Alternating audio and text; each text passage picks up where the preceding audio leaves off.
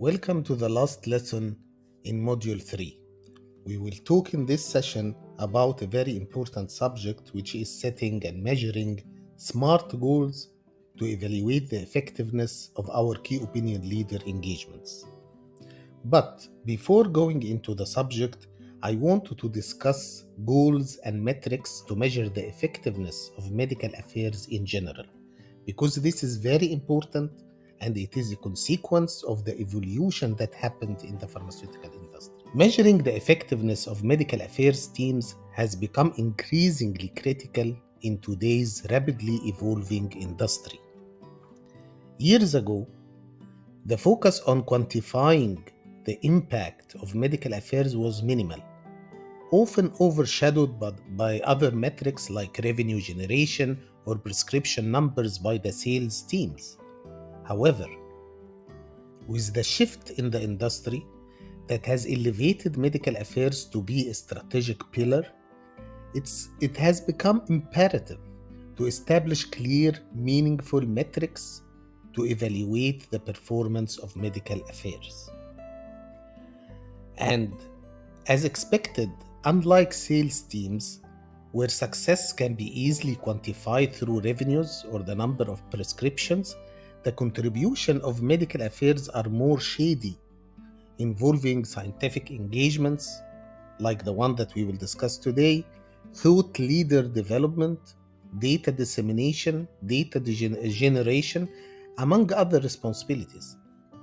So, as medical affairs teams play nowadays a pivotal role in bridging the gap between the scientific community and the business, setting clear measurements for all aspects of our job has become non negotiable. This focus on effectiveness not only underscores the value that the medical affairs brings to the organization, but also aligns with the broader industry trend towards evidence-based decision making. Now, let's start our session for today. As we discussed earlier, relationships with key opinion leaders often serve as a cornerstone of effective medical strategies. These relationships or partnerships provide invaluable insights, they enhance our credibility, and pave way for meaningful advancements in patient care. However, effectively managing key opinion leader engagements of MSLs or field medical teams requires more than just good intentions. It demands a strategic approach. That's where SMART goals come into play. One of the challenges medical affairs professionals often face is ambiguity in their key opinion leader engagement objectives. When goals are unclear or ill defined, it misses the roadmap for engagement, creating inefficiencies and missed opportunities. It also leads to difficulty in performance assessment at both the individual and the operational levels. SMART goals are those that are specific, measurable, achievable, relevant, and time-bound. They offer framework that eliminates ambiguity. Each SMART goal creates a clear action plan with built-in milestones and accountability, laying the foundation for a successful key opinion leader engagement strategy. For example, instead of setting a vague goal like, for example, improve our relationship with key opinion leaders, a SMART goal could be to conduct 3 quarterly webinars with oncology key opinion leaders over the next 12 months to share research findings on our new medication. So that's just an example. It's a specific, measurable, and time-bound and achievable, and has all the criteria that one would need in order to assess the effectiveness of this initiative at the end of the cycle or at the end of the year. Measurability matters. The M letter in SMART, in the word SMART, stands for measurable. And in the context of key opinion leader engagement, this is very, very important. Metrics such as the number of key opinion leaders engaged, the quality of interactions, the feedback received on a new drug can be quantified and analyzed. This enables medical affairs teams to make data driven decisions, referring their approach and demonstrate the return of their key opinion, the return of value for their key opinion leader engagement strategies, aligning with broader objectives. SMART goals with the letter R emphasizes that goals should be relevant. And relevant in the context of key opinion leader engagements means that we are engaging with key opinion leaders, and these engagements are aligned with the overall objectives of the organization, which is particularly crucial for everyone in the organization, whether medical or commercial. The focus of engagement must align with the broader organizational objectives, whether it's gaining insights for new drug development, establishing a strong advisory board, or enhancing company's reputation within a specific therapeutic area. This is very, very important. Also, SMART goals brings the letter T, which indicates time bound, and this is a sign for accountability. So here are the SMART goals altogether. Specific, clearly define what you hope to achieve. Instead of saying, I wanted to engage with key opinion leaders, you might say, I aim to establish connections with 10 new oncology key opinion leaders. Measurable, quantifiable indicators to evaluate success. For example, the number of key opinion leaders engaged, quality of interactions, or the conversion rates in educational campaigns. The goals are achievable and should challenge you, but still be within reach, given existing resources and constraints. Setting unattainable goals can set the team up for failure. Relevant goals should align with broader organizational objectives. Engaging with key opinion leaders, for example, in dermatology, won't make sense if the company specializes in cardiovascular medicine. Time-bound objectives are those objectives that have a set time frame for when the goal should be achieved, deadlines to create a sense of urgency and help to prioritize tasks. So we will use the SMART model in order to set goals for our key opinion leader engagements. Of course, we can always also classify the goals according to the time or according to the strategic perspective of these goals. So, for example, there are short-term goals, long-term goals, goals that are focused on the why. They are called strategic goals, and goals that are more tactical in nature, addressing the how we can do the why. So there are different classifications of goals. However, for now, we agreed that for key opinion leader engagements, we will use the SMART goals. And now let's see how can we measure these goals after setting them up. Generally, in medical affairs, we use four types of metrics: qualitative, quantitative, operational, and value-based metrics. So let's try to understand each type of these metrics, and then we will decide which category of those metrics can fit best to measure the effectiveness of key opinion leader engagements. Qualitative metrics, these are the metrics that oftenly used to measure the quality of any interaction or initiative. And of course, we can use them for key opinion leader engagements. For example, post-engagement surveys to assess the quality of the key opinion leader relationship or even single interaction. The quantitative metrics, on the other hand, they are numerical metrics that can be easily measured and compared. Example, the number of publications authored by the key opinion leaders, the number of interactions with the key opinion leaders, the number of new key opinion leaders added to the list of the MSL, and so on. And again, we can use these quantitative metrics in key opinion leader engagements. Operational metrics, these metrics focus on the efficiency of processes and operations.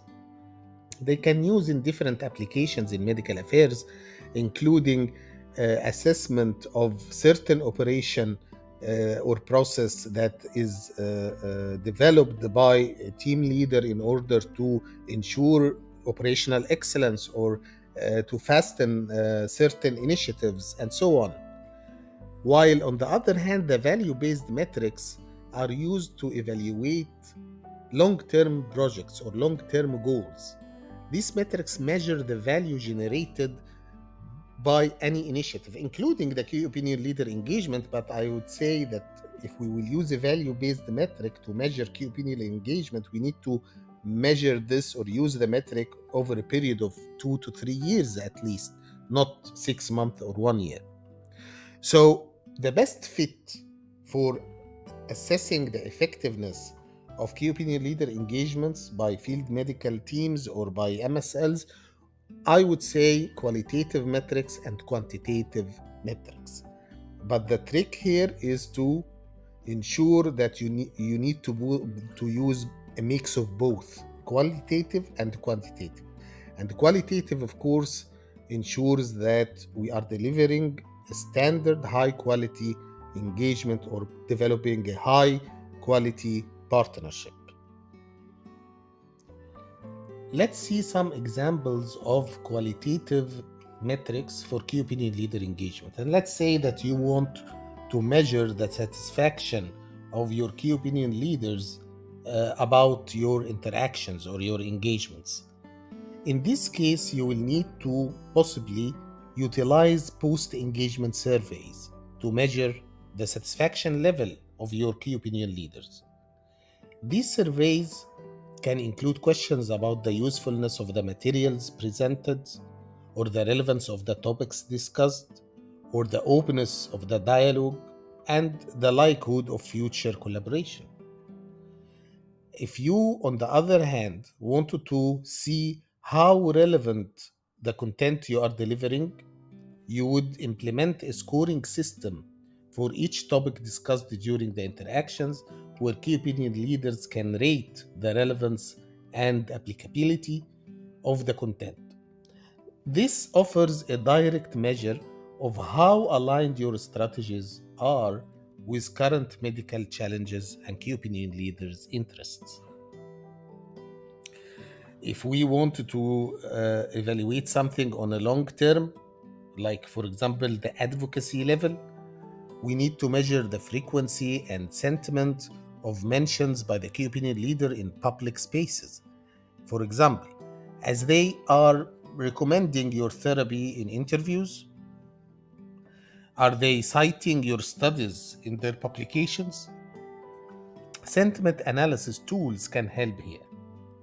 So it can be a bit complicated, but the recommendation here is to use simple metrics to measure the quality of key opinion leader engagements.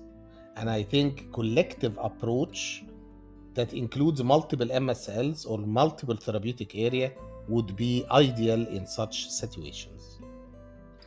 If we come to the qualitative metrics for key opinion leader engagements, this is relatively easier. We can use the number of key opinion leaders engaged. We can use the frequency of interactions, how many times we interacted with the top key opinion leaders, for example.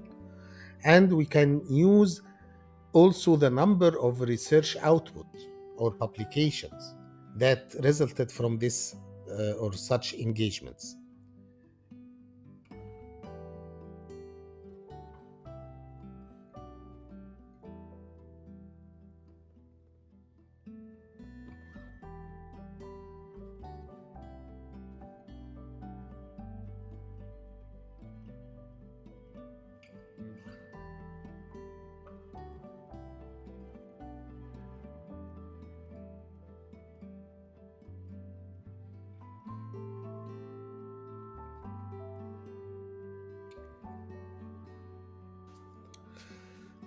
I want to conclude Module 3 by a very important message, or in fact, by reinforcing a very important message. Because of the evolution that happened in the industry during the last few years, and because this industry is a very dynamic one, pharmaceutical organizations have increasingly recognized the value of medical affairs as a strategic pillars for the future. As a result, there is a growing tendency to empower the medical teams by allocating more resources and sometimes on the expense of trimming down commercial resources. This is a major shift that never happened in the industry before. This shift presents unique dilemma: how to measure the effectiveness and return of investment for medical teams, for medical initiatives. As we mentioned earlier, unlike commercial teams where return of investment can directly be tied to sales figures or market share or number of prescriptions, the contributions of medical affairs is different. And the contributions of medical teams are multifaceted and not easily quantifiable. They, the medical team, they play a critical role in scientific engagements, medical education, data generation, data dissemination, and these initiatives are difficult to quantify. The challenge here lies in developing comprehensive set of metrics that can capture the impact of medical affairs, whether you are using qualitative or quantitative metrics, but this set of metrics must be developed for each initiative's medical affairs do. This set of metrics could range from quality of scientific engagements and the influence on clinical practice guidelines to the level of collaboration with key opinion leaders, as we discussed in this module. By establishing a robust framework of measuring effectiveness, pharmaceutical organizations cannot only justify the relocation of resources, but also can optimize the performance of medical affairs teams. This is very, very crucial for ensuring that the shift in resource allocation aligns with the organization's strategic goals and delivers tangible value. To this point, thank you very much for your time. We are done with module 3, and the next session will be in module 4, which will touch another very important topic. So stay tuned. Thank you.